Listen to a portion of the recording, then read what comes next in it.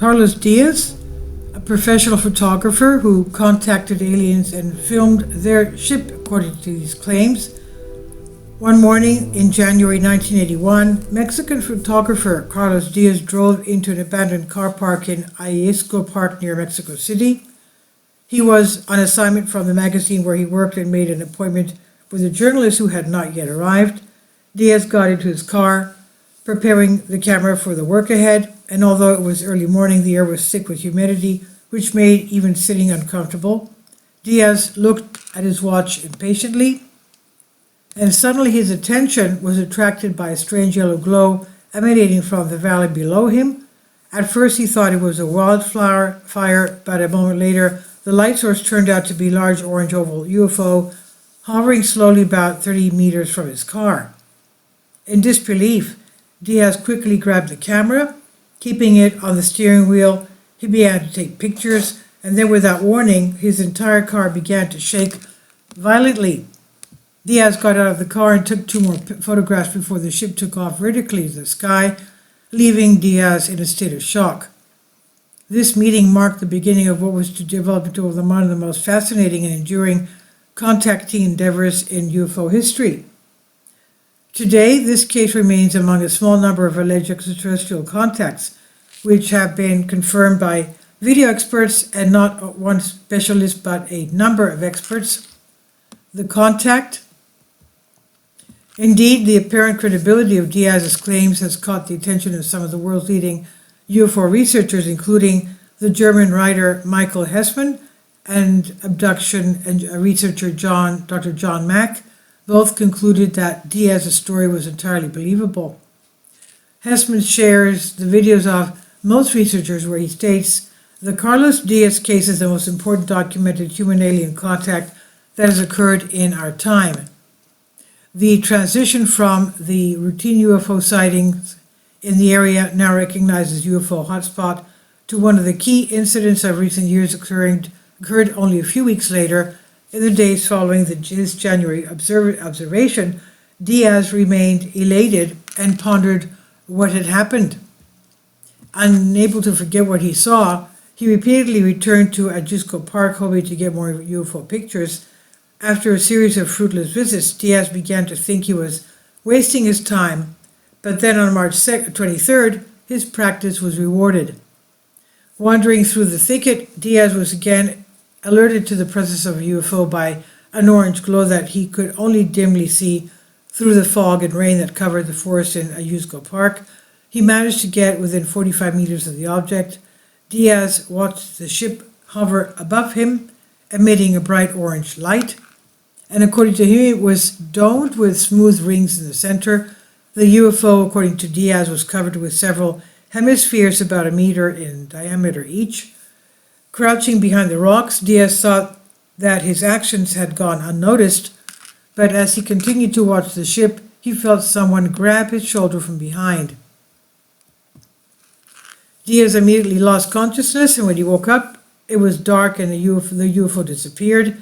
He was shocked to find that despite the heavy rain, his clothes were completely dry. At that moment, he knew that something strange had happened to him. When he returned to his car, Diaz noticed another car parked in front of him.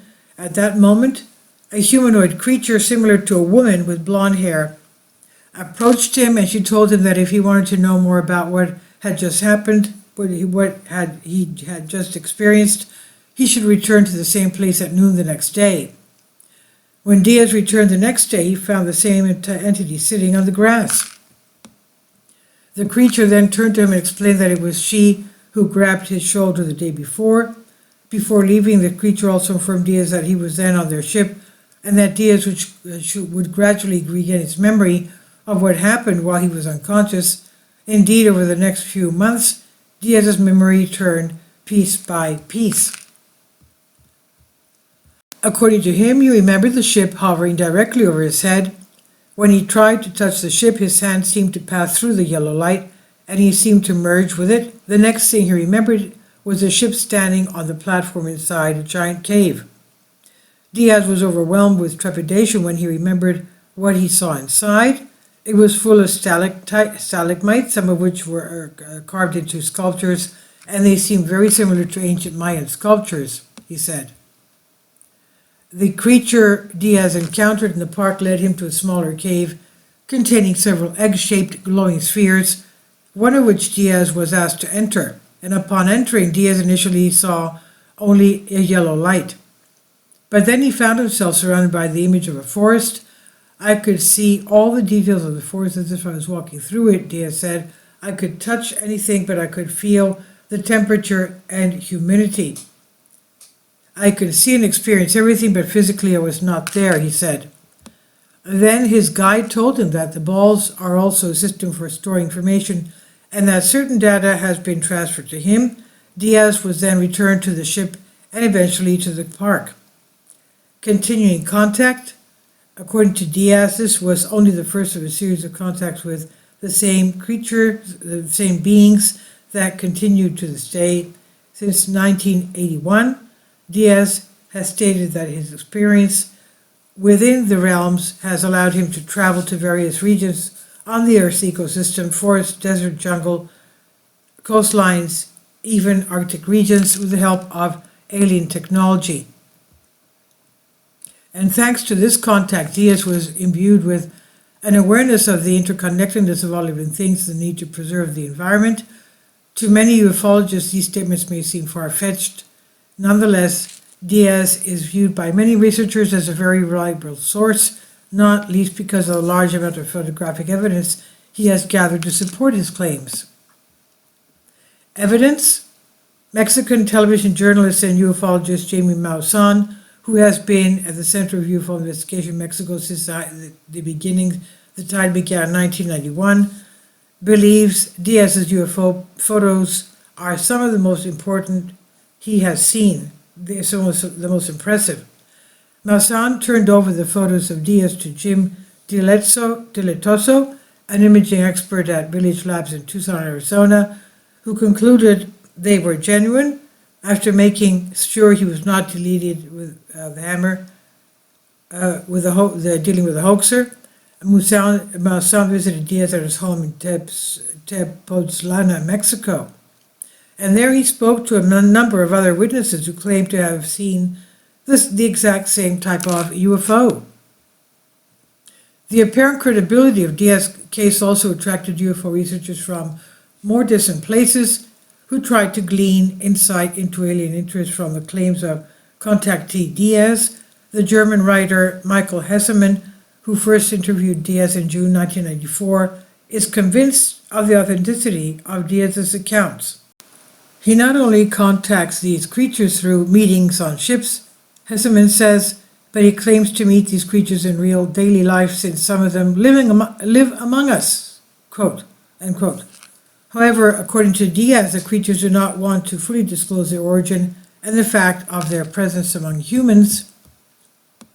They explained that they have been visiting Earth for thousands of years and were particularly interested in our evolution, which compared to their own was much faster. They are trying to understand why. Another UFO researcher intrigued by Diaz's case is Harvard Medical School psychiatry professor John Mack. Mack has a long history with abductees and contactees and considers Diaz's case to be one of the most compelling he has ever encountered. In his book, Passport to Space, he states, all of the people I have worked with, it was Carlos Diaz, of all of them, who seemed to have developed the most profound understanding of the interconnected web of nature. Diaz's experiments with sentient beings is so powerful that it seems that he literally became what he describes. Mack argues that Diaz's experiment represents an awakening, a process he says is common among abductees. Diaz told Mack that his contact with aliens inspired him to preserve the environment and the ability to enjoy a beautiful planet. Now, whether extraterrestrials' influence were involved or not, Diaz's newfound concern for the environment certainly became a driving force for his life.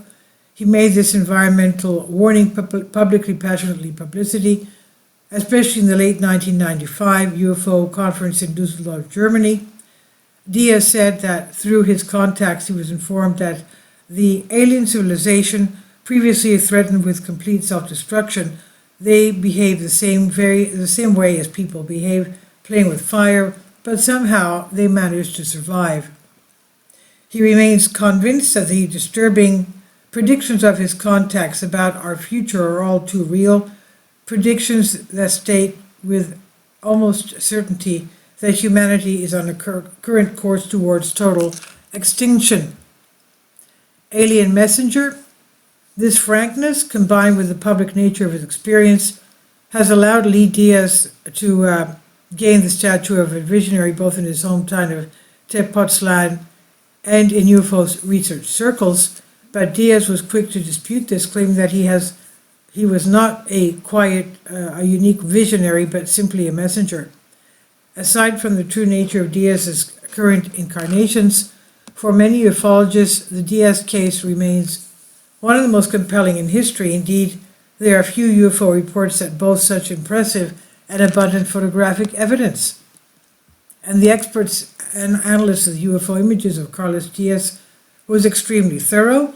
Mexican ufologist Jamie Maussan handed over the originals of the transparencies to Professor Victor Caseda of the Polytechnic Institute, University of Mexico, for study. Caseda said, "We were shocked to find that the light spectrum from the object was different than anything we have ever seen. It violated all previous parameters and not much anything in our data banks. The light was unusual light. There was no evidence of overlap or deception. According to our estimates, the diameter of the object ranged 30 to 50 meters. Interestingly, the photographs were also analyzed by Dr. Robert Nathan at NASA's Jet Propulsion Laboratory, California. Nathan, a notorious UFO skeptic, said he could find no evidence of a lake. So, no lakes. Undoubtedly, for many who have been studying for many who study the three images, the first image is the most impressive. An orange glowing ship can be seen through the windshield of a car, and light from the object is reflected both from the hood of the car and from the metal fence on the side of the road. These are in particular details that experts say are extremely difficult to fake. And the video evidence, Mexican ufologist Jim Maussan was intrigued by Diaz's account of his experience, that he provided him with a video camera and asked him to see if he could record the UFO on tape the next time it appeared. A few weeks later, Diaz woke up 5 a.m. and grabbed a camera and went out and waited. A few minutes later, the ship appeared and hovered over the house where Diaz filmed it. When Maussan saw the wonderful footage, he asked Diaz if he could get even closer to the ship during filming. 2 months later, Diaz was able to film the ship again this time hovering directly above him without moving. However, Diaz's third attempt to capture the ship on video is the most impressive. In these shots, Diaz, with the camera on a tripod, walks to the edge of the field, waving his flashlight. In response, the ship suddenly materializes directly above Diaz's head and sends beams of light at him. The unidentified object then remains stationary for 30 seconds and then blinks. It's widely accepted that this video contains some of the footage, best UFO footage ever captured. And this is by Solask. Please leave your comments and thank you for your support.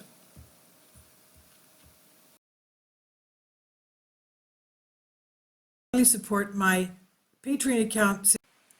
The daily posts are 5 videos daily, and they are totally different from what I have on my YouTube channel. Thank you so much for your support and that you find all my content so interesting. You'll find the Patreon account details in the description box below.